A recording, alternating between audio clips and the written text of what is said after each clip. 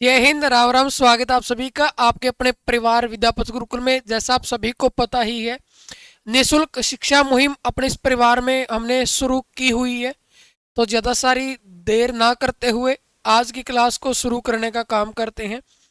माँ सरस्वती का नाम लेकर आज की क्लास को शुरू करिएगा मेरे भाई। तो आज का जो हमारा पहला प्रश्न है वो आप लोगों की स्क्रीन पर आपको जरूर दिखाई दे रहा होगा।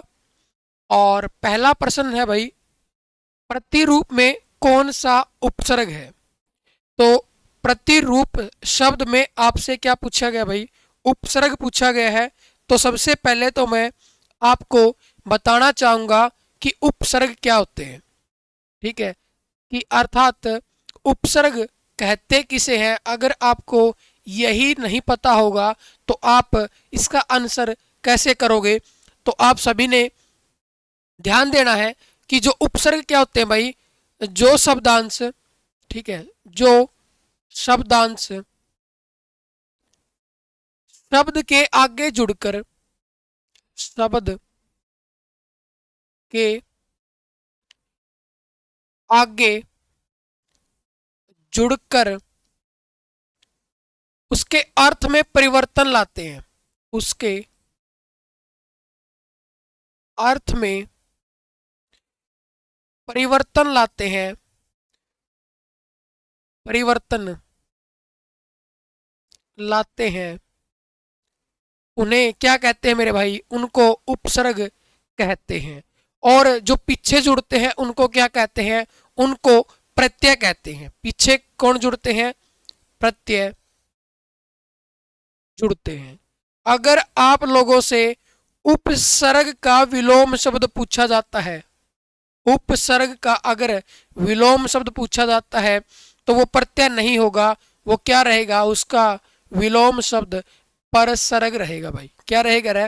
परसर्ग रहेगा। ये बात भी आपने नोट करनी है। ठीक है भाई। और आपसे पूछा गया है कि यहां पूछा गया प्रतिरूप में कौन सा उपसर्ग है। तो मेरे भाई, उपसर्ग क्या करते हैं? अर्थ में परिवर्तन लाते हैं। जैसे यह अनुपस्थित शब्द है, इसमें क्या है मेरे भाई? अन उपसर्ग है। और ये अन उपसर्ग किस शब्द में जुड़ा था? उपस्थित शब्द में जुड़ा था। तो इस प्रकार क्या रहेंगे? ये एक दूसरे के विलोम है, अर्थात इसके अर्थ में परिवर्तन लेकर आए हैं। कौन? उपसर्ग लेकर आया है। अगर मैं यहां बात करूं प्रतिरूप में उपसर्ग की, तो प्रतिरूप में कौन सा उपसर्ग रहेगा? तो इसमें प्रति उपसर्ग रहेगा। और अगर आप लोगों से बात की जाए कि प्रति से और क्या क्या शब्द बनते हैं प्रति उपसर्ग से, तो जैसे मेरे भाई, प्रति जमा एक से बनता है क्या? प्रत्येक। यहाँ यण संधि रहेगी तो प्रत्येक में भी कौन सी संधि, प्रत्येक में भी कौन सा उपसर्ग रहेगा? प्रति रहेगा। अगर प्रतिशोध में अगर आपसे बात की जाए तो इसमें भी प्रति उपसर्ग रहेगा। ठीक है, ये बात ध्यान रखनी है। पर उपसर्ग की अगर बात की जाए मेरे भाई, तो जैसे प्रताप, ठीक है, प्रताप, परबल, प्रगति, तो ये इन शब्दों में पर उपसर्ग रहेगा।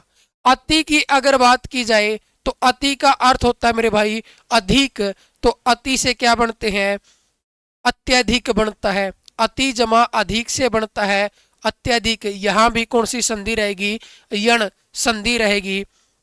अगर मैं अत्याचार में बात करूं तो अत्याचार में भी अति उपसर्ग रहेगा। तो ये सभी बातें आप सभी ने क्या करने मेरे भाई? नोट कर लेनी है। अगर ये बात समझ आई तो अगले प्रश्न की ओर बढ़िएगा। अगला प्रश्न आप लोगों की स्क्रीन पर आपको दिखाई दे रहा होगा और आपसे पूछा गया है, सत्यार्थ शब्द का सही संधि विच्छेद बताइए। संधि कल हमने पढ़ा था कि संधि क्या होती है? मेल होता है और उनको अलग अलग करके लिखना। जब संधि द्वारा जो शब्द बनता है उसको उसके जो पुराने रूप में, ठीक है, उसमें उसी को अलग करके लिखना ही क्या कहलाता है, संधि विच्छेद कहलाता है। तो यहाँ सत्यार्थी का आपसे क्या पूछा गया है, संधि विच्छेद पूछा गया है। तो सत्य जमा अर्थी से क्या बनता है मेरे भाई, सत्यार्थी बनता है। क्या बनता है रे, सत्यार्थी रहेगा। जिस मेरे भाई बहन को पता है इस सत्यार्थी से, तो आप बताओ सत्यार्थ प्रकाश, सत्यार्थ प्रकाश कमेंट करके बताओगे सत्यार्थ प्रकाश किसकी पुस्तक है, कमेंट करिएगा इस प्रश्न का आंसर। अगर मैं यहाँ बात करूं सत्या जमा अर्थी, तो यहाँ कौन सी संधि रहेगी मेरे भाई, दीर्घ संधि रहेगी। कौन सी रहेगी रे, दीर्घ संधि रहेगी। अब ये क्या होती है जी दीर्घ संधि, अगर आपसे बात की जाए मेरे भाई दीर्घ संधि की कहते किसे हैं, तो दीर्घ का अर्थ होता है, दीर्घ का अर्थ होता है क्या, बड़ा। मतलब अगर पहले शब्द का अंतिम वर्ण अ है और दूसरे शब्द का पहला वर्ण भी अ है, तो ये मिलकर क्या बन जाते हैं, आ बन जाते हैं। अगर ई की मैं बात करूं तो इसका भी क्या होगा, दीर्घ रहेगा। और ऊ वर्ण की अगर बात की जाए तो इनका भी क्या हो जाता है मेरे भाई, दीर्घ हो जाता है। ये नियम किसका है, ये दीर्घ संधि का नियम है। सवर संधि के 5 भेद हम पढ़ते हैं, जिसमें एक भेद होता है दीर्घ संधि, एक होता है गुण संधि, एक होता है वृद्धि संधि, एक रहेगा यण और एक रहेगा कौन, अयादि संधि। ये 5 क्या है मेरे भाई, ये 5 सवर संधि के भेद है। ये बात आपने नोट करनी है, ठीक है जी। अगर आगे बात की जाए भाई आपसे, ठीक है, अगर आगे बात की जाए मेरे भाई सवर संधि के और उदाहरणों की, तो ये भी आपने क्या करने हैं, नोट कर लेने हैं, यहाँ पीछे नहीं रहना है।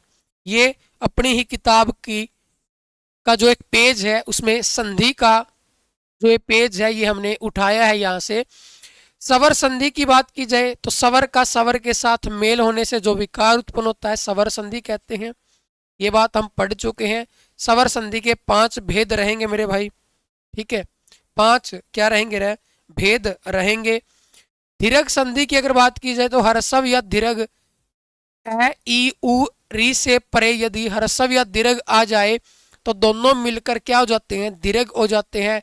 अर्थात आ ई उ री हो जाते हैं, तो इसको दीर्घ संधि कहते हैं। ये कुछ उदाहरण आपके सामने हैं, जैसे मत जमा अनुसार, मतानुसार। यथा जमा अर्थ क्या रहेगा मेरे भाई, यथार्थ रहेगा, ठीक है। विद्या जमा आल्य से क्या बनता है, विद्यालय बनता है। पुस्तक जमा आल्य से पुस्तकालय बनता है, ठीक है मेरे भाई। अभी जमा इष्ट क्या बनता है, अभीष्ट बनता है। जिनमें बड़ी ई की मात्रा है ये दीर्घ है। महिंदर, रजनीश, गिरीश, सुक्ति। सुजमा, सुजमा उक्ति से बनता है मेरे भाई, सुक्ति। तो यहाँ कौन सी संधि हो जाएगी रे, दीर्घ संधि रहेगी। ये बात नोट कर लेनी है, ठीक है भाई। तो ये रहेंगे दीर्घ संधि के कुछ महत्वपूर्ण उदाहरण, ये अपनी ही किताब से हमने पढ़ने का काम किया है। आगे बात की जाए मेरे भाई अगले प्रश्न की, तो आगे बढ़िएगा। अगला प्रश्न आपके सामने है, नमक मिर्च लगाना मुहावरे का अर्थ बताना है। नमक मिर्च लगाने का मतलब बताना है आपने, क्या रहेगा। तो ये मुहावरे हैं और मुहावरे भी आपकी परीक्षा में क्या करे जाते हैं, पूछे जाते हैं। इसका आंसर करने का काम करिएगा, ठीक है भाई, इसका आंसर करने का काम करिएगा। अगर बात की जाए नमक मिर्च लगाना, तो नमक मिर्च लगाने का मतलब है किसी बात को बढ़ा चढ़ाकर कहना, ठीक है, किसी बात को बढ़ा चढ़ाकर कहना। लेकिन अगर बात की जाए जले पर नमक छिड़कना, जले पर नमक छिड़कना, इसका अर्थ क्या होता है, तो इसका अर्थ होता है मेरे भाई, इसका अर्थ होता है जले पर नमक छिड़कना, किसी दुखी व्यक्ति को और दुख देना। ठीक है, अगर पहले से ही कोई दुखी है और अगर आप उसके और दुख को बढ़ा देते हो तो सामने वाला क्या कहेगा कि ना जले पर नमक छिड़के, है ना। तो ये बात नोट करनी है। एक आप नमक से संबंधित आपने ध्यान रखना है, नमक हलाल। ठीक है, नमक हलाल। तो नमक हलाल का मतलब होता है मेरे भाई वफादार होना। क्या होना? वफादारी निभाना। वफादारी निभाना इसका अर्थ रहेगा, तो ये भी नोट कर लेना है। आगे बढ़ा जाए मेरे भाई, आगे बात की जाए, सावन हरे न भादो सूखे कहावत का अर्थ बताना है। तो इसका क्या अर्थ रहेगा? सदा एक समान रहना, अर्थात सावन हरे न भादो सूखे। इसका मतलब है किसी ना तो सावन का कोई सावन के कारण बदलाव आया, अर्थात उसका कोई असर नहीं हुआ, और ना ही क्या हुआ, भादों में सूखे। तो इसका अर्थ क्या रहता है? सदा एक समान रहना। तो आप कमेंट में मेरे को बताओगे क्या चिकना घड़े का क्या अर्थ होता है? चिकना घड़ा का क्या अर्थ होता है? आगे बात की जाए, निम्नलिखित में से तत्सम शब्द का चयन कीजिए, आपसे पूछा गया है। तत्सम की बात की जाए, कल हमने पढ़ा था कि क्या होते हैं तत्सम। तो तत्सम का मतलब होता है मेरे भाई, यहां मैं लिख देता हूं, तत्सम का अर्थ, तत्सम शब्द कौन से होते हैं? ये तत्सम शब्द शब्द के भेद है, और किसके आधार पर? उत्पत्ति के आधार पर। ठीक है, ये बात भी लिख लीजिएगा। स्रोत या बात की जाए उत्पत्ति के आधार पर, उत्पत्ति के आधार पर शब्द के भेद, शब्द के भेद। तो एक भेद तो क्या रहे, कौन सा रहेगा? रहे तत्सम रहेगा। दूसरा रहेगा मेरे भाई तद्भव शब्द। क्या रहेगा भाई? तद्भव शब्द। एक रहेगा मेरे भाई देशज शब्द। कौन सा रहे? देशज शब्द। और इनके सभी के आपने क्या बनाने हैं? नोट्स अपने तैयार कर लेने हैं, अपने कॉपी में लिखने हैं जो ये बातें आपको पढ़ाई जा रही है। ठीक है, तो ये 5 क्या रहेंगे? क्या रहेंगे? शब्द के भेद रहेंगे। ठीक है, तो तत्सम का मतलब क्या होता है? तत् का अर्थ होता है वह, और सम का अर्थ रहेगा समान, अर्थात संस्कृत के वे शब्द जो हिंदी में ज्यों के त्यों हम क्या करते हैं मेरे भाई? प्रयोग करते हैं। तो यहां अगर बात की जाए आंख का, तो आंख तो खुद क्या है? तत्सम शब्द है। तत्सम क्या मेरे भाई? तत्सम शब्द का चयन करना। तो आंख तो क्या रहेगा मेरे भाई? तद्भव शब्द रहेंगे।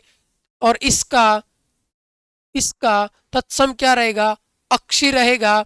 अगर आंसू की बात की जाए तो आंसू का तो तत्सम रूप अश्रु होता है, और आग का तत्सम रूप अग्नि होता है। क्या होता है मेरे भाई? अग्नि होता है। तो ये तो 3 तो क्या थे? तद्भव शब्द थे। तो अंधकार क्या रहेगा? तत्सम शब्द रहेगा। और अंधकार का तद्भव रूप क्या रहेगा मेरे भाई? अंधेरा रहेगा। क्या रहेगा? रे अंधेरा रहेगा। ये बात क्या कर लेनी है? आपने नोट कर लेनी है। उम्मीद करता हूं ये बात आपको समझ आई होगी। आगे बढ़िएगा। अगला प्रश्न आप लोगों की स्क्रीन पर आपको दिखाई दे रहा है। कमल का पर्यायवाची बताना है। कमल का पर्यायवाची आपने बताना है। पर्यायवाची की अगर बात की जाए तो पर्यायवाची ऐसे शब्द होते हैं मेरे भाई, कैसे शब्द होते हैं? जो जिनका अर्थ क्या रहता है? समान रहता है, अर्थात एक ही शब्द के क्या रहते हैं मेरे भाई? समान। समान शब्दों को ही क्या कहते हैं मेरे भाई? पर्यायवाची शब्द कहते हैं। यहां तक की बात नोट कर लीजिएगा। कमल का पर्यायवाची आपने बताना है।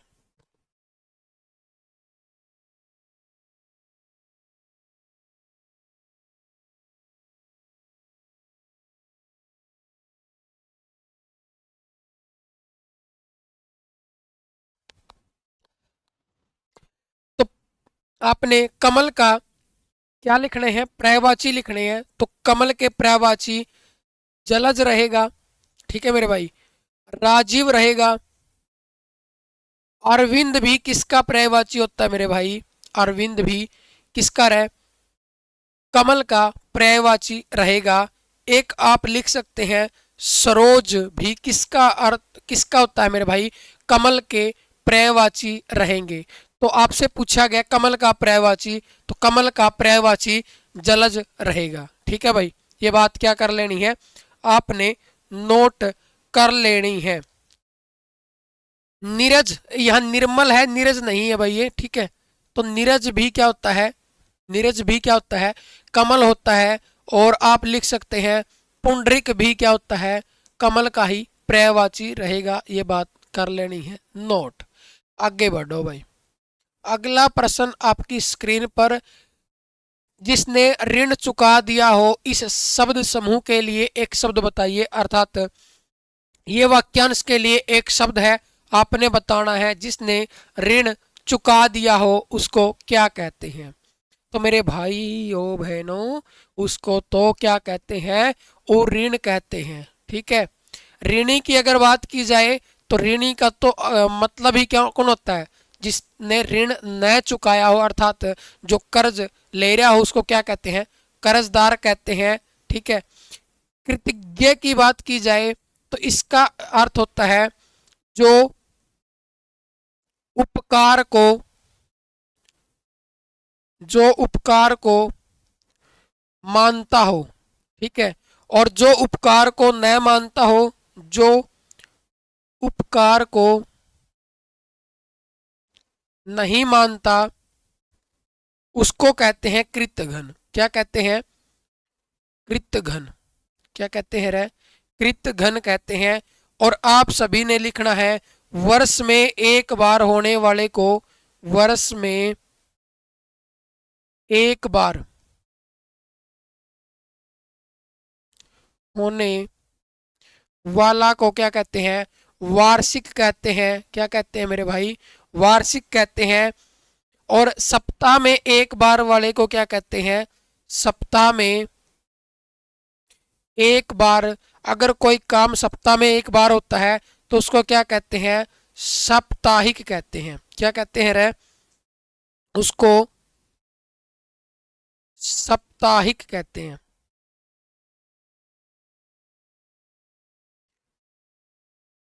साप्ताहिक कहते हैं, ठीक है मेरे भाई। और हर रोज होने वाले को क्या कहते हैं, इसको दैनिक कहते हैं। क्या कहते हैं मेरे भाई, दैनिक कहते हैं। और एक आपने लिखना है किसको, आस्तिक किसको कहते हैं और नास्तिक किसको कहते हैं। तो आस्तिक कहते हैं जो भगवान में विश्वास रखता है, और जो भगवान में विश्वास नहीं रखता उसको क्या कहते हैं, नास्तिक कहते हैं। ये बात भी कर लेनी है अपनी कॉपी में नोट। आगे बढ़ो भाई। अगला प्रश्न आपकी स्क्रीन पर दिखाई दे रहा है, उच्चारण शब्द का सही संधि विच्छेद बताइए। उच्चारण शब्द का सही संधि विच्छेद आपने बताना है। तो अगर आपको मैं बताने का प्रयास करूं, कर दीजिएगा जी, प्रयास कर देना।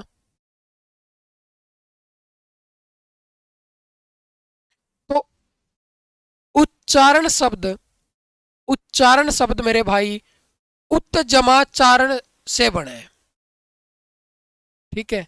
और इसकी बात की जाए तो जी इसमें कौन सी संधि रहेगी, तो इसमें व्यंजन संधि रहेगी। कौन सी रहेगी रे, व्यंजन संधि रहेगी।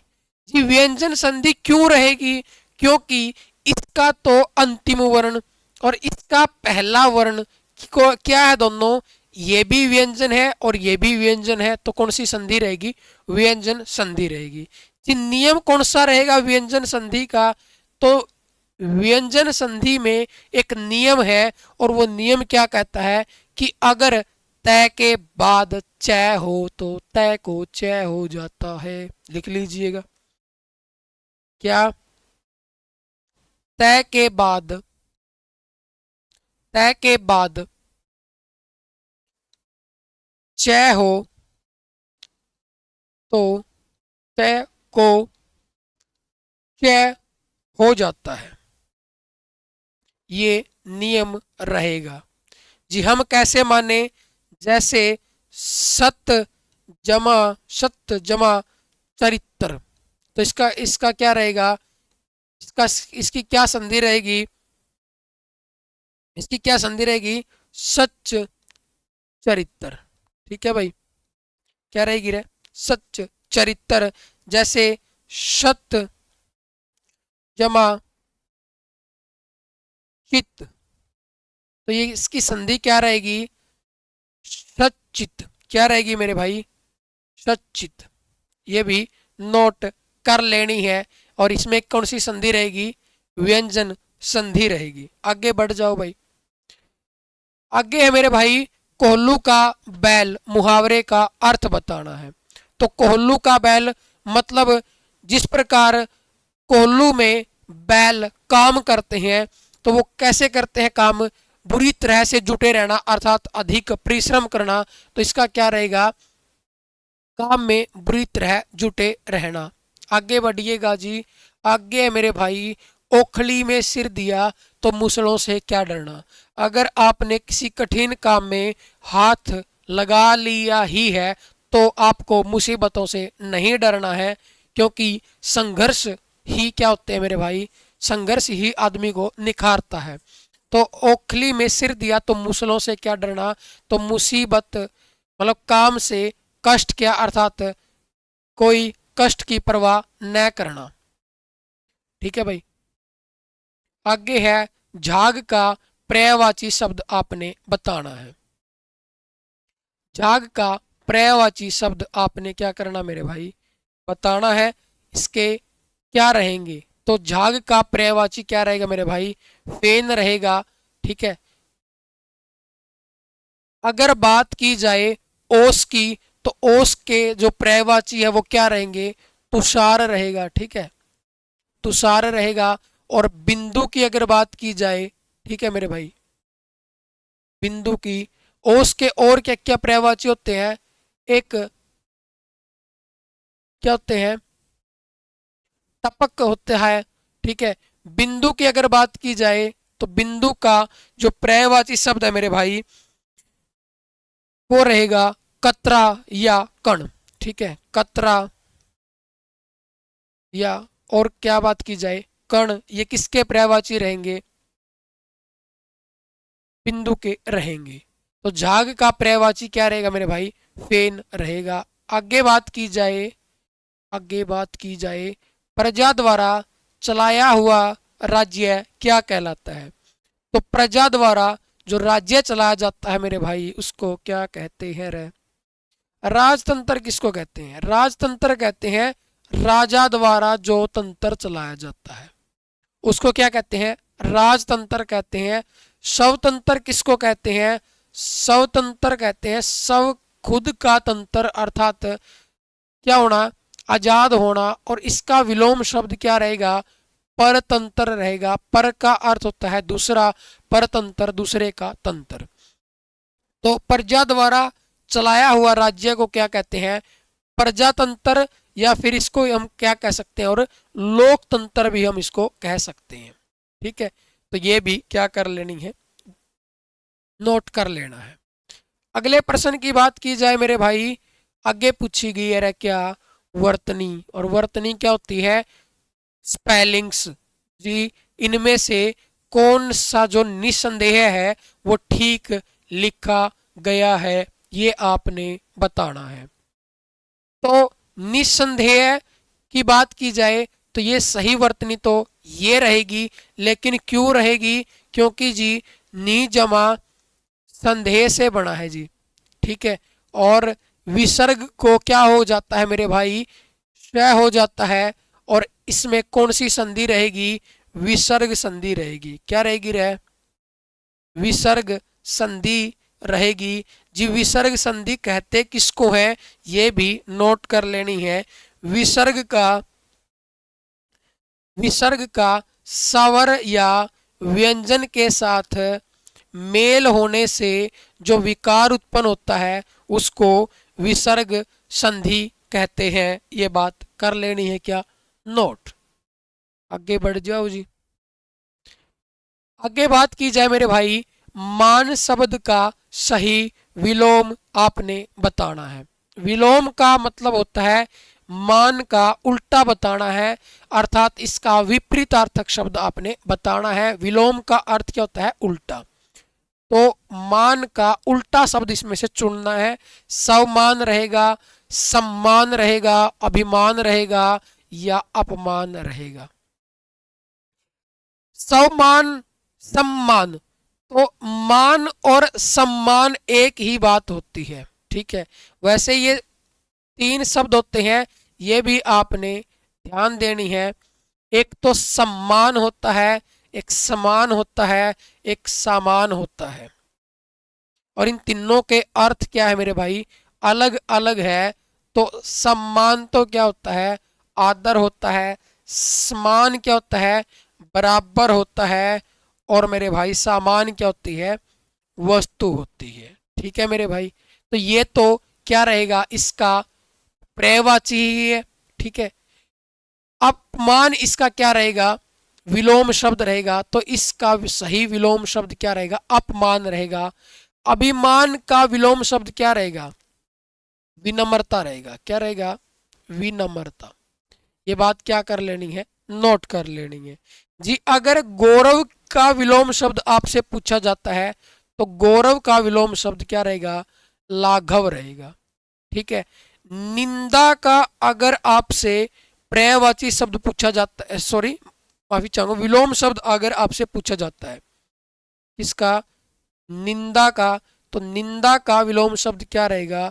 स्तुति रहेगा। क्या रहेगा? स्तुति रहेगा। अगर आपसे पूछता है रिज्जू का विलोम शब्द, तो वो रहेगा वक्र। ये क्या कर लेने हैं? नोट कर लेनी है जी, ठीक है। आगे बढ़े।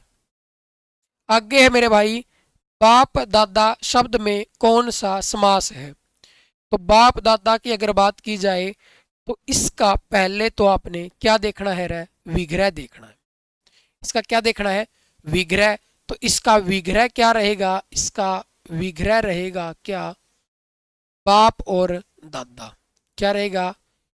बाप और दादा। तो जिस समास में दोनों पद प्रधान होते हैं उसको द्वंद्व समास कहते हैं। तो यहाँ दोनों पद क्या है? प्रधान है। बाप भी और दादा भी, दोनों पद प्रधान होने के कारण, दोनों पद प्रधान होते हैं, ठीक है। और क्या रहेगा? विग्रह करते, विग्रह करते हुए योजक को हटाकर, योजक कौन सा? जो योजक चिन्ह इसमें जो हमने प्रयोग किया है इसको हटाकर क्या कर देते हैं? और, तथा, अथवा, या का प्रयोग होता है, का प्रयोग होता है, उसको क्या कहते हैं मेरे भाई? उसको द्वंद्व समास कहते हैं। तो इसमें कौन सा समास रहेगा? द्वंद्व समास रहेगा। बहुब्री की अगर बात की जाए तो बहुब्री में अन्य पद प्रधान होता है। कौन सा पद? अन्य पद प्रधान होता है। अविभाव में अगर बात की जाए तो इसमें पहला पद प्रधान होता है, पहला पद प्रधान रहेगा। और द्विगु में बात की जाए तो इसका पहला पद क्या रहेगा मेरे भाई? पहला पद संख्यावाची रहेगा। क्या रहेगा? रे संख्यावाची रहेगा, अर्थात संख्या का बोध करवाने का काम करता है। तो इसका सही आंसर क्या रहेगा? द्वंद्व समास रहेगा। आगे बढ़िएगा जी। आगे पूछा गया मेरे भाई, अनुगामी शब्द में कौन सा उपसर्ग है? उपसर्ग आपसे पूछा गया है तो आपने बताना है। अनुगामी में, तो अनुगामी में अनु उपसर्ग रहेगा और आपने उपसर्ग यहीं खत्म नहीं करने हैं। तो जी क्या करें फिर? ये आपके सामने कुछ इंपॉर्टेंट उपसर्ग आपको दिखाई दे रहे हैं, इसका स्क्रीनशॉट ले लीजिएगा और ये आपकी परीक्षा में जरूर काम आएंगे, क्योंकि उपसर्ग हमने पढ़ लिए। संस्कृत के 22 उपसर्ग आपके सामने हैं। आपसे पूछा गया था अनु, देखो ये रहा, ठीक है। तो इसका अर्थ होता है पीछे या समान, अनुशासन, अनुरूप, अनुकूल। ये कुछ महत्वपूर्ण उपसर्ग दिए गए हैं। अनुकूल का विलोम शब्द अगर आपसे पूछता है तो वो प्रतिकूल रहेगा, ठीक है, प्रतिकूल। पर उपसर्ग आपके सामने है, प्रताप, प्रसिद्ध, प्रबल, प्रगति। परा का पराक्रम, पराधीन, प्राज्य। अप बुरा, ये अर्थात हीन रहेगा। अपकर्ष, अपवाद, अपव्यय, अपयश। ये आपने क्या कर लेना, स्क्रीनशॉट ले लेना है और यहां से एक प्रश्न आपका जरूर आपको देखने को मिलेगा। अगला प्रश्न आप लोगों की स्क्रीन पर फिर ले आइएगा। आगे है जी, शरणागत में कौन सा समास है, अर्थात शरणागत शब्द में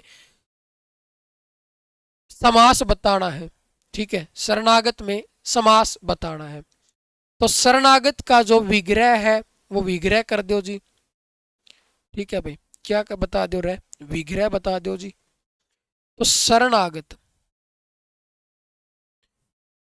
इसका विग्रह करो जी पहले। तो इसका विग्रह क्या रहेगा जी, शरण में आगत, आगत का मतलब होता है आया हुआ, शरण में आया हुआ, शरण में आया हुआ। इसमें क्या रहेगा, तत्पुरुष समास रहेगा। क्या रहेगा जी, तत्पुरुष समास रहेगा जी। तत्पुरुष समास रहेगा तो हमने तत्पुरुष तो विभक्ति के आधार पर और भी बहुत सारे हैं, जिसमें कर्म तत्पुरुष समास है, कर्ण तत्पुरुष समास है, संप्रदान तत्पुरुष समास है, अपादान तत्पुरुष समास है, संबंध तत्पुरुष समास है और अधिकरण तत्पुरुष समास है जी। उनसे भी थोड़ा सा क्या करवा दो, परिचय करवा दो। अर्थात वहां से जो इम्पोर्टेंट क्या है मेरे भाई, समास के जो उदाहरण है वो भी आपने क्या कर लेने हैं भाई, नोट कर लेने हैं। ये आपको जो स्क्रीनशॉट ले लेना है। अगर स्क्रीनशॉट ना लिया जा रहा है तो ये सारी स्लाइड आपको व्हाट्सएप पर भी उपलब्ध हो जाएगी। इस नंबर पर कांटेक्ट कर लीजिएगा और ये चीज़ें आपको मिल जाएगी। अगर पूरी किताब की पीडीएफ चाहिए तो वो भी बिल्कुल फ्री में मिल जाएगी जी। वो कहाँ मिलेगी, वो आपको मिलेगी प्ले स्टोर से क्या कर लेनी है, इंस्टॉल कर लेनी है विद्यापथ गुरुकुल एप्लीकेशन, और उसके फ्री कोर्स के फोल्डर में आपको ये किताब की पीडीएफ मेरे भाई बिल्कुल फ्री ऑफ कॉस्ट मिल जाएगी, फ्री ऑफ चार्ज आपको मिल जाएगी। ये कर लीजिएगा काम, ठीक है भाई। ये इंपॉर्टेंट आपके सामने है। ये चीजें आपको उस परीक्षा में काम आएगी जहां आपके हिंदी व्याकरण पूछी जाती है। किसी ना किसी परीक्षा में आपकी ये जरूर क्या करेगी, सहायता करेगी। संतोष शब्द में कौन सा उपसर्ग है आपसे पूछा गया है। तो संतोष का जो विच्छेद अगर बात की जाए तो इसका, तो ये सम जमा तोष से बनता है, सम जमा तोष से बनता है संतोष। क्या बनता है मेरे भाई, संतोष जी। कौन सी संधि रहेगी इसमें, व्यंजन संधि है मेरे भाई। क्या है रे, इस शब्द में व्यंजन संधि है जी। व्यंजन संधि क्यों है, क्योंकि मैं के बाद ध्यान दीजिएगा, मैं के नीचे हलंत है, ठीक है। इसके बाद क्या आता है, तय आता है, ठीक है मेरे भाई। तय हो तो तय को अनुस्वार हो जाता है। क्या हो जाता है, अनुस्वार। अनुस्वार कौन सा जी, वही जी जो अयोग वा हमने कल पढ़े थे। अयोग वह दो है, कौन कौन से, एक तो जी अनुस्वार और एक विसर्ग। दीक्षांत शब्द का सही संधि विच्छेद आपने बताना है कि जी क्या रहेगा। तो इसका संधि विच्छेद आपने बताना है। तो मेरे भाई इसका क्या रहेगा, दीक्षा जमा अंत से बनता है क्या? दीक्षांत। क्या रहेगा? दीक्षांत। ठीक है।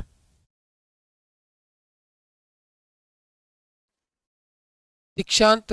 कौन सी संधि रहेगी जी? इसमें भी क्या रहेगी मेरे भाई? दीर्घ संधि रहेगी। क्या रहेगी? दीर्घ संधि रहेगी। क्यों रहेगी गुरुजी? क्योंकि इसका तो अंतिम वर्ण क्या है? आ है। और इसका पहला वर्ण क्या है? ए है। और ये दोनों मिलकर आ बनाते हैं। और यहाँ बना ही क्या है? आ बना है। तो ये किसका नियम है मेरे भाई? दीर्घ संधि का। किसका है? दीर्घ संधि का रहेगा। तो उम्मीद करता हूं ये बातें आपको आज समझ आई होगी। अगले प्रश्न की ओर बढ़िएगा।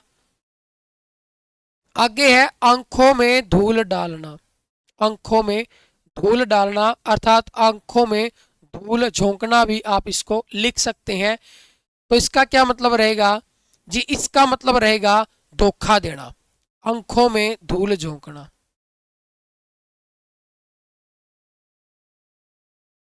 आंखों में धूल झोंकना इसका मतलब होता है धोखा देना। क्या रहा? धोखा देना। जी ठीक है। आंखों का तारा। जी वो भी हमने पढ़ा है, आंख से संबंधित। आंखों का तारा बहुत प्रिय। ठीक है, बहुत प्रिय। जी और भी हमने पढ़े हैं, जैसे आंखों के सामने क्या होना? आंखें हरी होना, आंखें सिरसम आपने सुना होगा। ठीक है, वो भी आपने जरूर पढ़ा होगा। ये सारे आंख से संबंधित सारे क्या है? मुहावरे आपके सामने हैं। आंख का काजल चुराना, बड़ी सफाई से चोरी करना। आंख का काटा होना, अप्रिय लगना, मतलब प्यारा ही नहीं लग गया। ठीक है।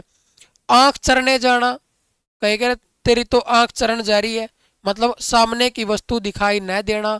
आंखें चुराना, हाँ ये हुई ना बात, आंख चुराने वाली। सामने न आना अर्थात कतराना, मतलब शर्म महसूस करना, मतलब सामने न ही आना। आंखें ठंडी होना, अत्यधिक शांति या प्रसन्नता मिलना। आंख ठंडी, आंख सेकन जाएगा नहीं। आंखें नीची होना, कहेगा आंखें नीची होगी, मतलब कि आंखें नहीं मिला सकता, इसका मतलब है लज्जित होना। आंखें फाड़ फाड़ कर देखना, आश्चर्य से देखना, कहेगा क्यों आंख पड़ पड़ कर देखा है नहीं। हाँ।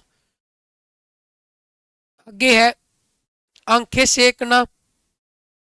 आंखें सेकना दर्शन का सुख उठाना। और आंखें बिछाना, प्रेम से स्वागत करना। मुझे ऐसा लगता है ये आंखें बिछाने वाला आपकी परीक्षा में जरूर पूछा जाएगा। आंखों का तारा अत्यंत प्रिय होना। आंखों का पानी गिरना, निर्लज हो जाना। और आंखों में चर्बी छाना, घमंड में चूर होना। आंखों में धूल झोंकना, सरासर धोखा देना। ये सारे अपनी ही किताब के हैं। ठीक है। और आंखों में सरसों फूलना, हाँ हरियाली ही हरियाली दिखाई देना। तो ये सारे किससे संबंधित थे? मुहावरे आंख से संबंधित थे। और इसकी पीडीएफ आपको मिल जाएगी बिल्कुल फ्री, वो मैंने आपको बता दिया। कहाँ मिलेगी? सब कुछ इसकी डिटेल यहाँ से प्राप्त कर लीजिएगा। ठीक है, इस नंबर पर जुड़ के और अपनी जो भी क्वेरी है, जो भी आपके डाउट है, वो डाउट क्लियर कर सकते हैं। आगे आगे नहीं है जी। आज के लिए इतना ही रहेगा। क्लास कैसी लगी कमेंट करके जरूर बताइएगा। आज के लिए इतना ही। कोई प्रश्न है आपका कमेंट कर दीजिएगा। जो जो प्रश्न मैंने आपसे पूछे थे उनका भी कमेंट में आंसर दे दीजिएगा। धन्यवाद। जय हिंद, जय भारत, भारत माता की